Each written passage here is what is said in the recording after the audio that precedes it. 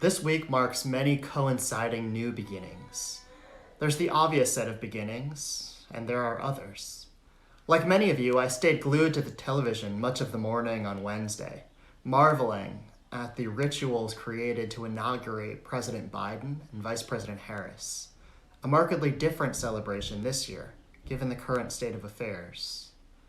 Here at the beginning of a new administration, after what was one of the most divisive presidential election seasons in our history, we witnessed the peaceful and democratic transfer of power just as our founders envisioned. In fact, this is actually a Jewish concept. You see, the Mishnah, the first major written collection of Judaism's oral tradition, relates that in ancient times, there were 4 New Years on the Jewish calendar. The High Holy Day season in the fall, then Tu B'Shvat, Passover, and last, a New Year for Kings.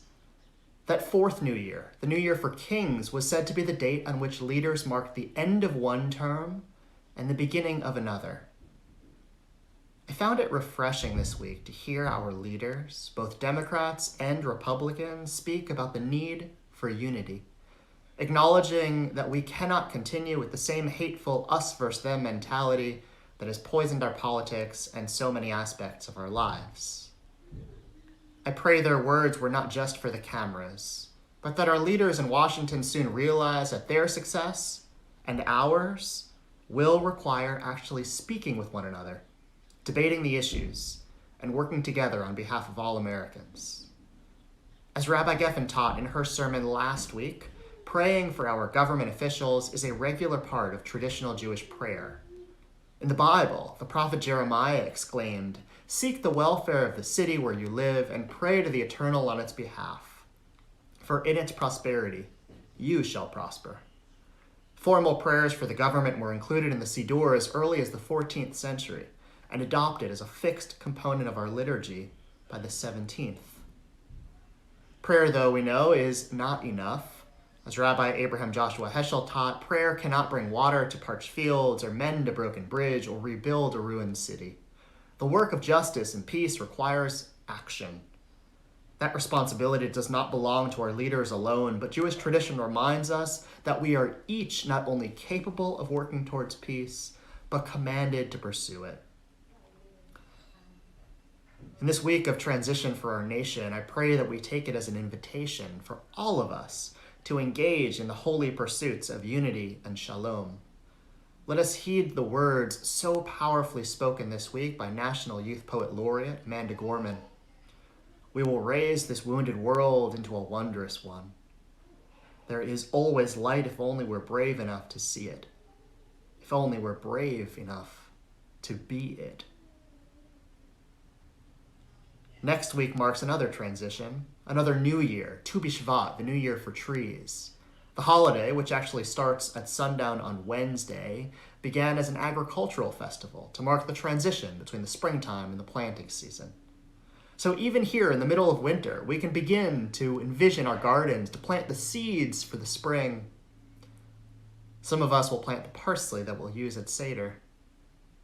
Just as the New Year for Kings marks a changeover in power and a new beginning for our officials, Tu B'Shvat comes as a reminder that spring will come again, that we will soon once again be able to get outside and see the seeds that we planted bloom into colorful flowers and fruit-bearing trees.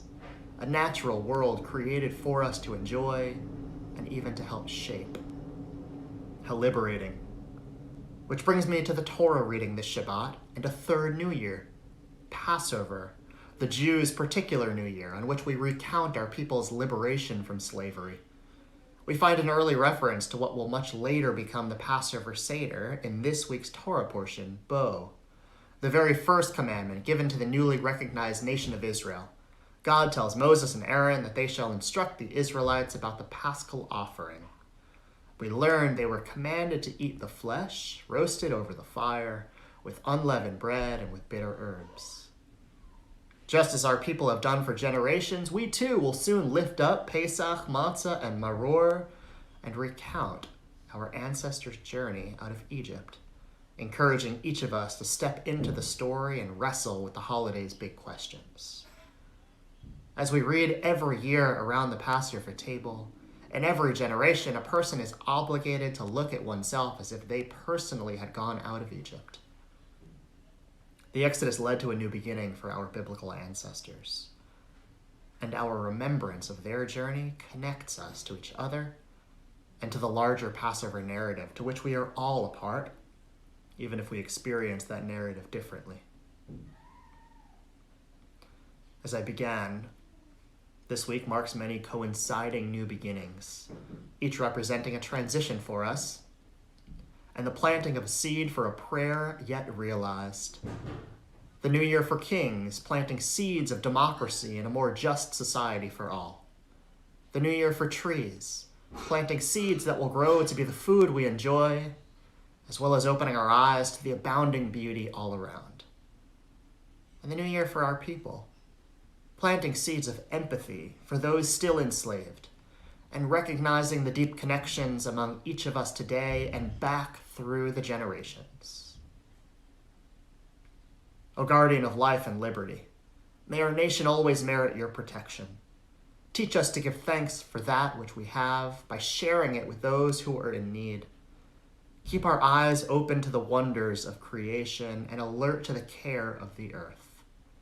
May we never be lazy in the work of peace. May we honor those who have died in defense of our ideals. Grant our leaders wisdom and forbearance. May they govern with justice and compassion, and help us all to appreciate one another, to respect the many ways that we may serve you.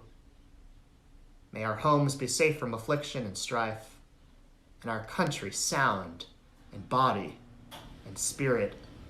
Can ye hear Ratzon? May our actions merit all that coming true. Shabbat Shalom.